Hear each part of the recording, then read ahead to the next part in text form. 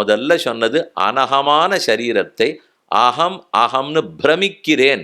பிரமிச்சு போயிட்டார்னா நம்ம சொல்றது வியந்து போயிட்டாருங்கிற அர்த்தத்தில் சொல்லிட்டு இருக்கோம். பிரமித்தல்னா மயங்குதல்னு அர்த்தம். ஒன்றை மற்றொன்றாக மாற்றி நினைத்து கொள்ளுதல், இதுதான் பிரமம். திக்பிரமம் பிடிச்சிருக்கு, ஏன் பிரம பிடிச்ச ஆப்பில் இருக்கே, இதெல்லாம் சொல்கிறோம் இல்லையோ. பிரமம்னாலே ஒன்றை மற்றொன்றா மாற்றி நினைச்சு சொல்கிறது. ஆத்மா வேறே, சரீரம் வேறே, ஆனால் அந்த ரெண்டையும் ஒன்று நினைச்சேன்னா இதுதான் அகங்காரம். இன்னொன்று மமக்காரம். இந்த அகங்காரம் வந்ததுன்னாலே கூடவே ஒட்டிட்டு ஒரு சுவாமி வந்துடுவார். சுவாமி அவர் 2 பேரும் ஒன்றா தான் எப்பவும் பார்த்துருக்கேன். இன்னைக்கு இந்த சுவாமி கோவிலுக்கு வந்திருப்பார். உடனே அர்ச்சகர் பார்த்து அவர் எங்கேன்னு பின்னாடி பார்ப்பார். இல்லை நான் மட்டும்தான் நாள், நீ தனியாக கூட வருவீரான்றார். அப்படின்னு இந்த 2 பேரும் சேர்ந்தே தான் வருவாளாம். அகங்காரம் வந்தாச்சுன்னால் கதவை திறந்து விட்டுடும், மமக்காரம் தானே வந்துடும். நமக்கு எங்கேயான ஒரு சக்கரை வியாதி தொத்தின்னு வந்துடுத்துனால் மற்ற எல்லா வியாதிக்கும் கதவை திறந்து விட்டுணுங்கிற பாருங்க. அதை போல் இந்த அகங்காரம், இது ஒரு வியாதி வந்துடுத்து, சக்கரை வரட்டும் உப்பு வரட்டும் அதை பற்றி இப்போ கவலைப்பட வேண்டாம், அகங்காரம் வந்தால் தான் ஆபத்து. இந்த வியாதி வந்துடுத்துனால் தானே மமக்காரம் என்னது அல்லாததை என்னதுன்னு நினைக்கிறது. நான் அல்லாததை நான் நினைச்சால் அகங்காரம், என்னதல்லாததை என்னதுன்னு நினைச்சால் அது மமக்காரம். நான் ஏன் அப்படி நினைக்கிறேன் பாருங்க. இன்னும் கொஞ்சம் கட்டமாக இன்னொரு 5 நிமிஷத்தில் முடிச்சுடுறேன். முடிச்சுட்டு அப்புறம் இந்த கட்டம் இல்லை, அப்புறம் கதையே சொல்கிறேன். இது நான், இதெல்லாம் என்னது இல்லை. யாரும் சுவாமி இது நாங்கள் வாங்கி வச்சுருக்கோம் நிர்மோ திடீர்னு என்னதுங்கிறேன்னு பார்க்காதீங்க. ஒரு பேச்சுக்கு சொல்கிறேன், ஒரு 5 நிமிஷத்துக்கு வச்சுங்களேன். இது என்னதுன்னு பார்ப்போம். இது நான் அல்லாத சரீரம். இந்த உலகப் பொருள்கள் அத்தனைக்கும் நான்கிற ஆத்மாவுக்கு சம்பந்தமா, உடம்புக்கு சம்பந்தமா? ஆத்மாவுக்கு இந்த மாம்பழத்துக்கு சம்பந்தமா? ஆத்மாவுக்கு இந்த பஞ்சாங்கத்துக்கு சம்பந்தமோ? ஆத்மாவுக்கு இந்த விளக்குக்கு சம்பந்தமா? ஆத்மாவுக்கும் உங்களுக்கு யாருக்கான சம்பந்தமா? ஒன்றுமே இல்லை. ஆத்மாவுக்கும் தொடர்பு இவ எதோடையும் இல்லை. அப்போ எல்லாம் எத்தோட தொடர்பு? சக்கரை பொங்கல் சாப்பிட்டாலும், பட்டு வேஷ்டி உடுத்தின்றாலும், மாம்பழத்தை வாங்கி சாப்பிட்டாலும், உட்கார்ந்தாலும் படுத்தாலும் எழுந்தாலும் சரீரத்தோடு இருக்கிற சம்பந்தம். இது எல்லாமே உடல் ரீதியான உறவே தவிர ஆத்மாதே இல்லை. ஆனால் நான் என்ன நினச்சிக்கிறேன், குழு வசதி பண்ணி வச்சிருக்கு. வைகாசி மாதம் 1ஆம் தேதி 2ஆம் தேதிக்கு புண்ணியமாக நல்ல வேற பண்ணி வச்சிருக்கார். இந்த மட்டும் நான் சுகமாக கேட்டேனேங்கிறான்.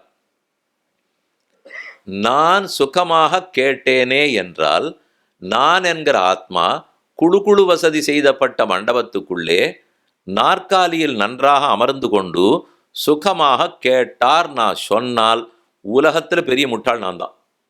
சம்பந்தமே இல்லை. இப்போ நான் சொன்ன எந்த சொல்லுமே சேராது.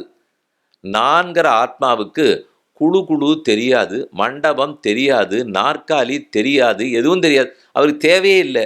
அவர் இவ்வளவு சின்னவராக இருக்கார், அவருக்கு எதுக்கு இந்த நாற்காலி? இவ்வளவு பெருசு உடம்பு இருந்து 2 கல்யாணத்துக்கு போயிட்டு வந்தேன் சுவாமி, அதுக்குள்ளே இன்னும் 3 மாதத்துக்கு ஓடணுட்டார் வைத்தியர். என்ன பாரம் ஏறி போச்சு, அதை குறைக்கணுங்கிறார். சாப்பிடச்சே மட்டும் விறுவிறுன்னு ஏறுறது விலைவாசி ஆட்டம். ஆனால் அதுக்கப்புறம் குறையறதுக்குள்ளே போரும் இங்கே ஓடணும் அங்கே ஓடணும், உடற்பயிற்சி பண்ணணும், ஏரியா குதிச்சியாங்கிறான். இதுக்குள்ளே ஆணி ஆடி முடிஞ்சு ஆவணி வந்துடுறது, மறுபடியும் கல்யாணம் வந்துடும். கல்யாணம் வந்தால் திரும்ப எல்லா இடத்துக்கு போட்டு தான் வந்தாகணும். இத்த போல இருக்குது. இது நமக்கு ஆத்மா உயரவும் போகிறதில்லை, குள்ளமாக போகிறதில்லை.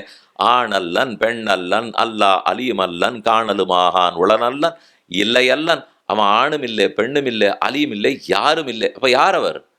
யார் அவர்னா ஞாதா ஞானி, ஞாதா ஞானி. ஞானம் ஞானம் ஞானம்தான் அவருக்கு இருக்க ஒரே அடையாளம். இது அஜ்ஞானம் அஜ்ஞானம் அஜ்ஞானம்தான் ஒரே அடையாளம். இந்த ரெண்டையும் ஒன்றா நினச்சின்றது முதல் வம்பு போராதுன்னுட்டு, இதுக்கு மேலே இந்த சரீர சம்பந்தத்தோடு இருக்கிற எல்லாத்தையும் என்னதுன்னு வேற நினச்சின்னுட்டு, இதுதான் மமக்காரம். அப்போ என்னதுன்னு ஆத்மா எதை நினைக்கணும்? பரமாத்மாவே. ஞானத்தை, பக்தியை, முக்தியை, இதெல்லாத்தையும் அவர் என்னதுன்னு நினைக்கலாம். இதெல்லாத்துக்கும் சரீரத்துக்கும் சம்மந்தம் உண்டா? இப்போ நான் சொன்ன இந்த 4-5 பேர் சொன்னேனே, இதுக்கும் உடலுக்கும் எந்த தொடர்பாவது உண்டான கிடையாதே. அதனால தான் நம்ம அதை பேசுகிறதே இல்லை. நமக்கு தெரிஞ்சதே உடல் தொடர்பை மட்டும்தான் தெரியும். அதனால் அதெல்லாம் நம்ம சொல்லவே மாட்டோம். அடியேன் பரமாத்மாவுடைய தொண்டன், அடியேனுக்கு ஆசை சிவைகுண்டத்திலே, அடியேனுக்கு ஆசை பிறவாமை, அடியேனுக்கு ஆசை கர்மத்தை தொலைக்கணும் அப்படின்னு சொல்ல எல்லாம் உண்மை. ஆனால் அதெல்லாம் பேசவே மாட்டோம். கல்யாணத்துக்கு போனியா, சாப்பிட்டியா, தூங்கினியா, உடம்பு சரியா போச்சா, மருந்து சாப்பிட்டியா, இதை பார்த்தியா, எல்லாம் சரீர விஷயம். ஆனால் அதோட தொடர்படுத்தி எனக்குன்னு சொல்கிறேன்னால் இதுதான் எது ஒன்றுது இல்லையோ ஒன்றுது நினச்சிட்டு இருக்கேன்ற மமக்காரம். இந்த ரெண்டு தான் எதுலேருந்து வந்தது? அவித்யா, அஜ்ஞானம்ங்கிறதுலேருந்து வந்தது. பூத்தனாங்கிறவ தான் அவித்யா. அவருடைய ரெண்டு மார்புகள்லேருந்து வந்தது தான் இந்த ரெண்டு, அகங்காரம் மமக்காரம். அதனால என்னாகும்? ரெண்டு மார்புலேருந்து என்ன வந்தது? விஷப்பால். அதுதான் இந்த சம்சாரத்தில் தவறான அனுபவம். பால் நல்லா இருக்கும், ஆனால் பின்னாடி விஷம் இருக்குன்னு தெரியாதே. பால்னு தான் தோணும். அதை போல் என்ன சுகமாக இருக்குது, என்னமா இருக்குது, கல்யாணம் ஆச்சு, குழந்தைகள்லாம் பிறந்தது, வேலை கிடச்சது, உயர்வு கிடச்சிது, ஆஹா ஓஹோ வாழ்க்கை தரம் உயர்ந்து போச்சு, வெளிநாட்டுக்கு போனேன், எதோ சொல்லிட்டு இருக்காரு. என்னால் எல்லாம் சரி, இது இத்தனையும் சரீரத்துக்குன்னா, இது ஒன்றுத்துக்கு ஆத்மாவுக்கு இல்லவே இல்லையே. இந்த உண்மையை புரிய வைக்கத்தான் இந்த ரெண்டையும் அழிச்சார், விஷப்பாலை குடித்தார், குடித்து அந்த அவித்தியை கொன்னு அகங்காரமகாரத்தை அழித்து பூத்தனா சம்ஹாரம் பண்ணார்னு சரித்திரமா ரிஷியத்தை எழுதரிச்சே இதெல்லாத்தையும் சொல்லி இதை சொல்றதுக்கு தான் பூத்தனா சம்ஹாரம்னு புரிஞ்சுக்கோ. நீ என்னமோ ஒருத்தி வந்தாலாம், விஷப்பால் ஊட்டிண்டாலாம், என்னமோ சாப்பிட்டாலாம் நினைக்காதே. இதுதான் விஷப்பாலுக்கு அர்த்தம்னு அங்கே சொல்றார். இது பூத்தனா சம்ஹாரம்ங்கிற ஒரு விஷயம். இதை போல என்ன உண்டோ எல்லாத்துக்கும் ஒவ்வொன்றா அதுக்கு இன்னைக்கான வாய்ப்பு கிடைச்சதுனால் அப்போ ஏற்பாடு பண்ணிப்போம். எத்தனை சேட்டி தான் அவர் பண்ணியிருக்காரோ அது அத்தனைக்குமே உண்டு உண்டு உண்டு. இப்படி அடிப்படையாக சாதிக்கிறார்.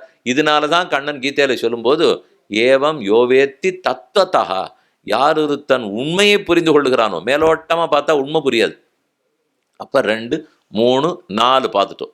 முதல்ல அவதரித்தார்னு பார்த்தோம், கோபகிரகத்தில் வளர்ந்தார்னு பார்த்தோம், பூத்தனையை முடித்தார்னு பார்த்தோம், கோவர்தனோத்தாரணம், கோவர்தனகிரி எடுத்து உலகத்தை எல்லாம் ரட்சித்தார்னு 4வது.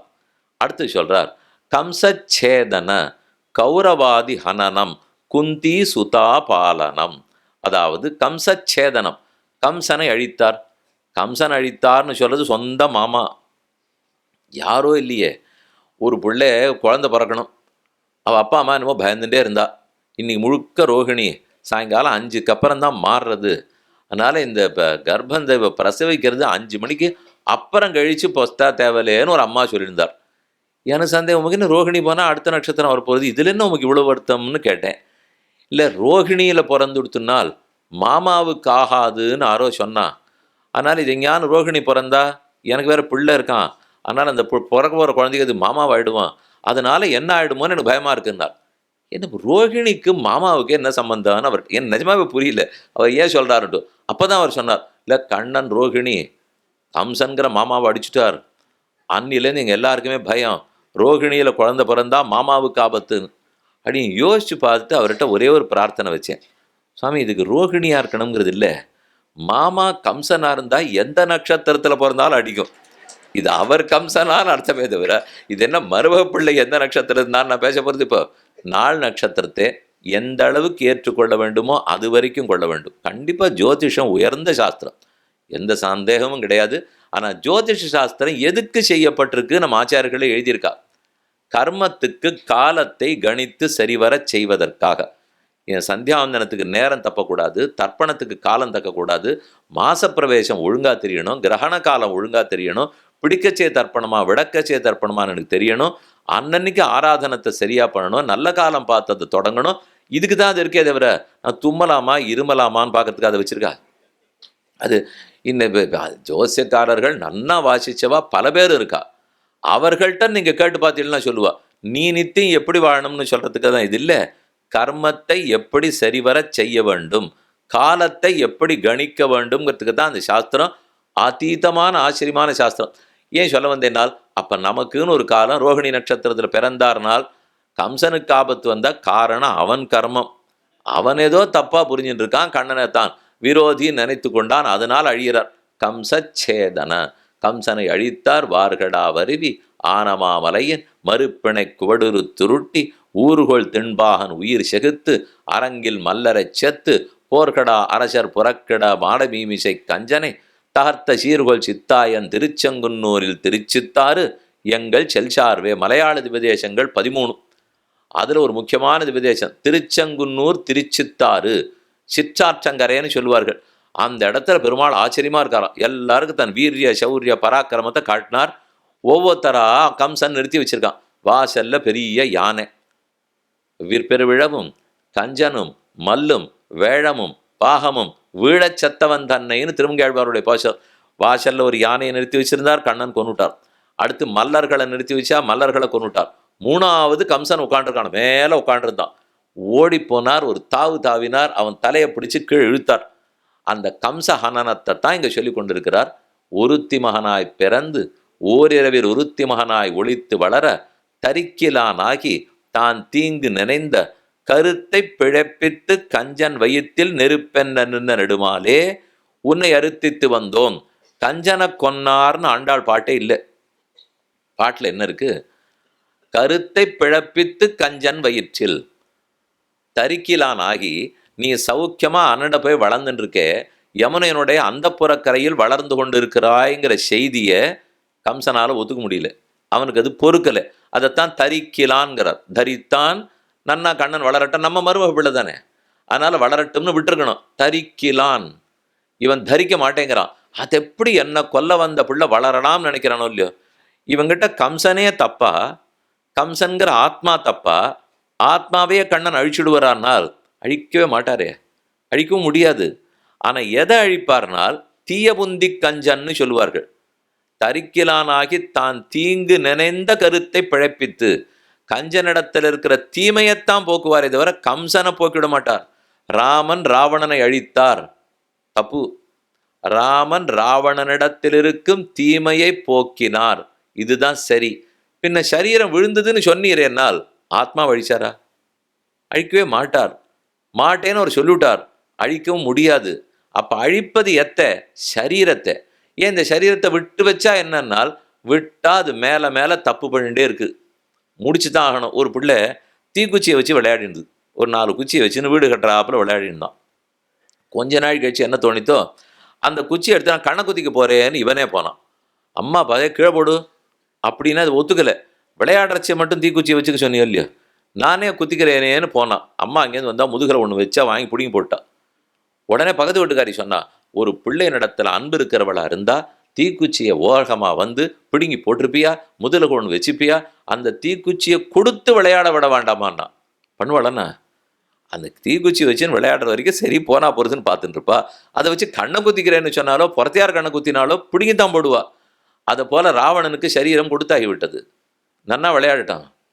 அதை வச்சுன்னு புறத்தையாருக்கு துன்பம் கொடுக்குறேன்னு ஆரம்பித்தா சரீரத்தை பிடுங்கித்தாகணும். இவனுக்கே ஒரு ஆபத்து வர நினைத்து கொண்டாலும் சரீரத்தை பிடுங்கித்தாகணும். அந்த பிடுங்கினது போய் கொண்டுட்டானேனால் இது கொன்னதில்லை, அம்மா தீக்குச்சியை பிடுங்கி போட்டது. போட்டால் தான் பிள்ளையினுடைய கண்ணு தப்பிக்கும். அதை போல் இந்த ராவணன் உள்ள ஒரு ஆத்மா இருக்காரே, அந்த ஆத்மா நாளைக்காவது நல்லவன் ஆக வேண்டும் என்றால் இன்னைக்கு தீமையை தடுத்தால் தான் முடியும். அதற்காகத்தான் பெருமாள் செய்கிறார். அதனால கம்சவதம்னு உடனே என்னவோ வாக்கம், இப்படி தான் இவர் எல்லாரையும் கொண்டுட்டே இருக்காருன்னு நினைக்க வேண்டாம். யாரையும் கொல்ல மாட்டார், ஆத்மாவை கொல்லவே மாட்டார், கொல்லவும் முடியாது, அது கொல்லத்தக்கதே அல்ல. ஆனால் இவர் கொன்னார்னு சொல்றது எதை? சரீரத்தை போக்கினார், கர்மத்தை தொலைத்தார்.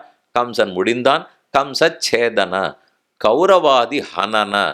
கம்சன் அசுரன் இல்லை, கண்ணனுக்கே மாமாவா இருக்கார், எப்படி அசுரனா இருப்பார்? கண்ணனுடைய அம்மாவுக்கு அவன் உடப்பிறந்தான், ஒன்று விட்டு உடப்பிறந்தான் தானே. அப்படின்னா இவர்களும் மனிதர்கள் தான், அவனும் மனிதன் தான். அசுர தன்மையோடு இருந்தவன். அனுப்பிச்சதெல்லாம் அசுரன். பூத்தனாவோ கேசியோ அகாசுரனோ சகடாசுரனோ திருநாவர்த்தாசுரனோ இதுவெல்லாம் அசுரர்கள். அனுப்பிச்ச கம்சன் இல்லை. அப்படி வேற உண்டா சுவாமி? அப்போ இவர் மனுஷனாக இருந்துட்டு இவர் போய் இத்தனை அசுரர்கள் ஆட்டி படைச்சிருக்காரானால் இருப்பாளே. நமக்குள்ளே எத்தனையோ பேர் இல்லையா? நம்ம பார்த்தா மனுஷனாட்டம் தான் இருப்போம், ஆனால் குணத்தை பார்த்தா உள்ளே இருக்குது சுவாமி. அவருக்கு கோரைப்பல் இல்லை, தலையில் கொம்பு முளைக்கலை, ஆனால் எல்லாம் இருக்குது. எல்லாம் இருக்குன்னா பார்த்தா உருவத்தில் ஒன்றும் தெரியாது, உள்ள நம்ம குணத்தில் அசுரனாக இருப்போம், ராட்சசனாக இருப்போம். பக்கத்துலேயே உட்காண்டிருப்பா, பார்த்தா தெரியாது, மனுஷனாட்டம் தான் பக்கத்துலேயே இருப்பா. நம்ம உடனே திரும்பி பார்க்காதீங்க, நான் ஏதோ சொன்னேனேங்கிறதுக்கா சுவாமி, அவர் ஏதோ பக்கத்துலேயே உட்காண்டிருப்பா, தன்மையெல்லாம் அசுரனாக இருக்கும்னால் அப்போ ஒன்றே ஒன்று ஞாபகம் வச்சுங்க, நான் அடுத்தவனை பார்க்குற சமயத்துக்கு அவனும் என்ன பார்ப்பான்னு ஞாபகம் வச்சுங்க. நான் மட்டும் அங்கே பார்த்தா சும்மா இருப்பேரா? அவர் என்ன பார்ப்பாரோ இல்லையோ, சாமி இவர் மனுஷரா இல்லை இவரே தான் நிஜமாவே அவசரனாக இருப்பாரா? 16வது அத்தியாயம் முழுக்க இதுதான். பகவத்கீதையில் 16வது அத்தியாயத்தில் தேவாசுர விபாகம். இன்னார்லாம் தேவர்கள், இன்னார்லாம் அசுரர்கள். நீ தெய்வத்தன்மையோடு இரு அர்ஜுனா, அசுரத்தன்மையோடு இராதே. தெய்வீ சம்பத்து விமோக்ஷாய நிபந்தாய ஆசுரீமதா. திரும்ப திரும்ப சம்சாரத்தில் பிறக்கணும்னா அசுரத்தன்மை விட்டுடு. அப்போ கம்சனை முடித்தார். கௌரவாதி ஹனனம். இனிமே சொல்றவாள்லாம் நிஜமான மனுஷர்கள். கௌரவர்கள் பாண்டவர்கள்லாம் மனிதர்கள் தானே, மனிதர்கள்ட்ட தான் வாழ்ந்துருந்தா. அப்படி ஒன்றும் பூத்தனையாட்டம், திருநாவர்த்தாசனாட்டம், அரிஷ்டாசுரனாட்டம் அவளுக்கு சக்தி கிடையாது. ஆனால் அதை விட ஆள் மோசம். ஒன்றும் கொஞ்சம் கூட நல்லெண்ணமே இல்லை. சின்ன வயசுலேருந்து பாண்டவர்களை ஒழிக்கிறதுக்கே வழி பார்த்தானோ இல்லையோ, அந்த கௌரவர்களைத்தான் கண்ணனுக்கு பிடிக்காத போச்சு. கௌரவாதி ஹனனம், கௌரவர் முதலானவர்களை அழிச்சுட்டார். இந்த கேள்வியை துரியோதனனே கேட்டான். எனக்கும் கண்ணா உனக்கும் என்ன பகை? எனக்கும் துரியோதனனுக்கும் பங்காளி பகை. நாங்கள் என்னவோ சண்டை போட்டு போகிறோம், உனக்கு என்ன? நீ நடுநிலையோடு தான் இருந்திருக்கணும்னு இவன் போய் கேட்குறான். கண்ணன் அழகா பதில் சொன்னார். பாண்டவான் துஷசே ராஜன்னு, பாண்டவர்களை விரோதி நினைக்கிறாயேன்னு கண்ணன் சொன்னார். நினச்சா எங்கள் பங்காளி, சாதாரண விரோதம் இருக்கத்தானே இருக்கும், அதனால நான் விரோதித்தேன். உனக்கும் பாண்டவர்களுக்கு என்னன்னா, மம பிராணாகி பாண்டவாக, பாண்டவர்கள் எனக்கு பிராணனுக்கு சமமானவர்கள்ங்கிறார். நீ பாண்டவர்களை விரோதிக்கிற, எனக்கு பாண்டவர்கள் பிராணன் போன்றவர்கள். அப்போ நான்கிற பிராணனிடத்துல நீ விளையாடுறேன்னு தானே அர்த்தம். அதுக்காகத்தான் உன்னை நான் அழிக்கிறதுக்கு வருகிறேன் என்று துரியோதனிடத்துல சொன்னார். துரியோதனன் திருப்பி கேட்குறான், அப்படி பாண்டவர்களுக்கும் உனக்கு என்ன கொடுக்கல் வாங்கல், என்ன உறவு? ஏன் உனக்கு அவர்களையே பிடிச்சிருக்கு? உனக்கு அது பிடிக்கிறாப்புல பண்ணிக்கணும்னா நான் என்ன பண்ணணும்? இதை அவன் திரும்பி கேட்குறான். அது கண்ணன் சொன்ன, பண்ண முடியாது துரியோதனா, உன்னுடைய தன்மைக்கு நீ அப்படி நடக்கவே மாட்டாய். எப்போ நடந்திருக்கணும் தெரியுமா? அதுக்கு நடக்கிறதுக்கு வாய்ப்பு இருந்தது, நீ அந்த வாய்ப்பை நழுவ விட்டு விட்டாய். 2 பேரும் சண்டைக்கு ஒத்தாசை கேட்டு கண்ணன்ட்ட வரா. இனிமேத்தான் சண்டை ஆரம்பிக்க போகிறது. கண்ணன் சயனிச்சுருக்கார். நன்னா தூங்குறாப்புல கண்ணை இழுத்து முத்தின்னு விட்டார். அனந்த சேன மாட்டோம். திருவனந்தபுரத்துக்கு போனீங்கன்னா அனந்த பத்மநாப சுவாமி இருக்காரோ இல்லையோ, அது போல் கண் அழுத்தம் வரான்னு தெரியுது. நம்மளே எப்படி யாரையானு எழுப்ப போகிறச்சே, அவள் முழிச்சுட்டு இருக்காளால தூங்கிட்டு இருக்காளான்னு நமக்கு தெரியும். கண் இப்படி கொஞ்சம் படபடான்னு இருந்ததுன்னா சரி, சுவாமி எது பாசாங்க பண்ணிட்டு இருக்கார், அதனால ஒரு குடஞ்சலத்தோடு போனால் தேவையில்லை அப்படின்னா தான் இவளை எழுப்பவே முடியும் அப்படின்னு போவோம். தட்டுவோம், எழுந்திருக்கிறாளோ இல்லையோ. இவர் நன்னா படுத்துட்டு இருக்கார். துரியோதனன் வந்தான், அர்ஜுனன் வந்தான். துரியோதனன் தலைமாட்டில் போய் உட்காண்டான், அர்ஜுனன் திருவடி பக்கத்தில் போய் உட்காண்டான். கண்ணன் கண்ணை திறந்து பார்த்துட்டு, என்ன அர்ஜுனா சௌக்கியமானார். நான் முதல்ல வந்தேன், என்ன அர்ஜுனனை குசல பிரச்சனை பண்ணுறீர்? நான் தானே வந்தேன்னு ஆக்ஷேப. ஓ, நீ இந்த பக்கம் உட்காண்டிருக்கியா? நான் பார்க்கவே இல்லை துரியோதனா. கண்ணை திறந்தா கால் மாட்டில் இருக்கிறவா தெரியவாளா, திரும்பி தலைமாட்டிலையா பாப்பா? அதனால தான் நீ உட்காண்டிருக்கிறதே எனக்கு தெரியல. வா வா, 2 பேரும் கூப்பிட்டு, நான் நிறைய ஒத்தாசை பண்ணுறதா இருக்கேன், 2 பேருக்கும் உதவுறதா இருக்கேன். இப்படி வச்சுக்கோ, நான் தனியாக ஒரு பக்கம் நிற்பேன், இன்னொரு பக்கம் 1 கோடி துருப்புகள் இருக்கக்கூடிய என் சேனை, 1 கோடி பேர் இருக்கிற வைஷ்ணவ சேனை, இன்னொரு பக்கம் விஷ்ணு, நான் மட்டும் இந்த பக்கம், இன்னொரு பக்கம். எது வேணுமோ நீ கேட்டுக்கோ. அர்ஜுனா நீ முதல்ல கேளுனார். மறுபடியும் ஆக்ஷேபம். சில பேர் எதுக்கு எடுத்தாலும் இல்லை ஆக்ஷேபிக்கிறேன்னு கையை வச்சுட்டே இருப்பா. இந்த சாயங்கால வேளைலாம் இப்போ திரும்பி போனோடனே நீங்கள் பாப்பிட்டு பாருங்க, அது பார்க்குறச்சே எப்போ பார்த்தாலும் யாரோ கையை தூக்கிட்டே இருப்பா. இவர் ஏன் தூக்கிட்டே இருக்கார், ஏதோ பேச போகிறார் போல் இருக்கு. கடைசியில் அவள் பேசவே மாட்டா, கத்தியே முடிச்சிருவா. பேசினா பேசினதுங்கிறது காதில் விழும். எல்லாரும் ஒரே சமயத்தில் சத்தம் போட்டா, இப்போ ஏதோ பேசின்னு இருக்கேன், முடிச்சப்புறம் நீங்கள் சந்தேகம் வந்து கேட்டீங்கன்னா தெரியும். உபன்யாசம் ஆரம்பிச்சதுலேருந்து நீங்கள் உட்காந்துருக்கிற 500 பேரும் சத்தம் போட ஆரம்பித்தால் அப்போ யார் பேசுறது, யார் புரிஞ்சுக்க போகிறா? இவன் துரியோதனன், இல்லை நான் ஒத்துக்க முடியாது, நான் தான் முதல்ல வந்தேன், அவனை கேட்க சொல்கிறேன்னால் வழக்கம் உண்டு துரியோதனா. தர்மம் என்ன தெரியுமோ சொல்கிறது, முதல்ல இளையவர்களுக்குத்தான் வாய்ப்பு, அப்புறம் தான் முதியவர்களுக்கு. வீட்டில் அல்வா பண்ணி, பாதாம் அல்வா பண்ணி பெருமாளுக்கு கண்ட்ரோல் பண்ணியாச்சு. கையில் வச்சுன்னு வீட்டில் இருக்கிற குழந்தைகளுக்கெல்லாம் கொடுக்கணும். எடுத்த உடனே கொளுத்தாத்தா சாப்பிடக்கூடாது. அவர் பண்ணுறதுக்கு தான் அவருக்கு உரிமை. பாட்டி பண்ணுவோம், பண்ணப்புறம் பேர குழந்தைகள்லாம் கூப்பிடணும். யார் இருக்கிறதுலையே கடைக்குட்டியோ முதல்ல அவர்களுக்கு தான் கொடுக்கணுமா. அடுத்த வயசு மூத்த வயசு வரத்துக்குள்ளே காலி ஆகிடும், இருக்கவே இருக்காது. இப்படியே ஒவ்வொன்றா கொடுத்துன்னு, அதனால தான் முதல்ல அர்ஜுனன் கேட்கட்டும்னால், இவன் வேண்டாத தெய்வம் இல்லை. இந்த அர்ஜுனன் எப்படியாவது கண்ணனை மட்டும் கேட்டு வாங்கிட்டு போயிட்டா தேவையில்லை, நமக்கு அந்த 1 கோடி சைன்யம் அவசியம் வேணும் இப்படின்னு அர்ஜுனன் வேண்டின்று தான் இவன் வேண்டுதல் பலிச்சுடுத்து. அர்ஜுனன் சொன்னால், கண்டா எனக்கு ஒன்றை தவிர யாரையுமே தெரியாது, 1 கோடியாவது 10 லட்சமாவது யார் வேணால் எப்படி வேணால் போட்டோம், நீ தான் எனக்கு வேணும். கிருஷ்ணாசயாக கிருஷ்ண பலாக கிருஷ்ணநாதாச்ச பாண்டவாக போரும்னு துரியோதனை மூச்சை விட்டான். பரவாயில்ல, அவன் ஒன்றை எடுத்துனுட்டான், நான் 1 கோடி பேரை எடுத்துனுடுறேன். எடுத்துன்னு வாழ்ந்து சகுனியின் இடத்துல போய் வெற்றி களிப்போட பேசினேன். எவ்வளோ சாமர்த்தியமாக பண்ணியிருக்கேன் பாரு, நல்ல சாமர்த்தியம். இந்த 1 கோடி பேரை வச்சு நீ என்ன பண்ண போகிற? பஞ்சு பொதி இவ்வளோ பெருச்சு வண்டி முழுக்க வரும், இவ்வளோ சின்னதாக தங்க கட்டி வரும், சின்னதாக இருக்குது தங்க கட்டி, பஞ்சு பொதி இவ்வளோ பெருச்சு இருக்கு பாரு. நாள் அதுதான். அதனால் அதை பற்றி சொல்லாது, திரும்பி போய் ஆயுதம் எடுக்க மாட்டேன்னு பிரதிக்க வாங்கிட்டு வா. அதை விட அவன் மேதாவி. ஏதோ கண்ணன் ஆயுதம் எடுத்தாத்தான் ஜெயிக்க முடியும்னு அவன் நினைச்சிட்டு இருக்கான் பாருங்க. அதுதான் அவனுக்கு இருக்கிற முட்டாள்தனம். திரும்பி வந்தான், கண்ணானே ஆயுதம் எடுக்கக்கூடாது. அப்படியா? அவசியம் எடுக்கிறதே இல்லைன்னு விட்டார். நான் இனிமேல் எப்பவுமே தொடர்றதா இல்லை, வேணும்னா சங்க சக்கரத்தை கூட கீழே வச்சுடுறேன். வச்சாரே. திரும்ப திருப்பதியில் இருக்கிற வெங்கடேச பெருமாள் சங்கு சக்கரத்தையே தொண்டமான் சக்கரவர்த்தி இடத்துல கொடுத்துட்டார். ரொம்ப பிரிய சிஷ்யன். அது இல்லாமலே கொஞ்ச நாள் இருந்தார்னு தான் சரித்திரமே சொல்றது. அவர் வேணும்னா வச்சுப்பார், யாருக்கு வேணும்னாலும் எதையும் கொடுப்பார். ரொம்ப விருப்பம் வந்துடுதுன்னா மோட்சம் கொடுத்தேன்னு விடுவார். நமக்கு பயமே அதுதான். இவர் ஏன் திடீர்னு நம்மகிட்ட ரொம்ப ஆசைப்பட்டு நான் போய் நின்று அந்த சமயம் பார்த்து சேவிக்க, இவருக்கு எம்பேரில் இருக்கிற ஆசையில கொடுத்தேன்னுட்டா வீட்டுக்கே வர முடியாது. என்ன பெற்றேனோ பெற்ற இடத்துல நேர கிளம்பணும். அதை ஆசைப்பட்டு போனவர்கள் பலர் உள்ளனர்.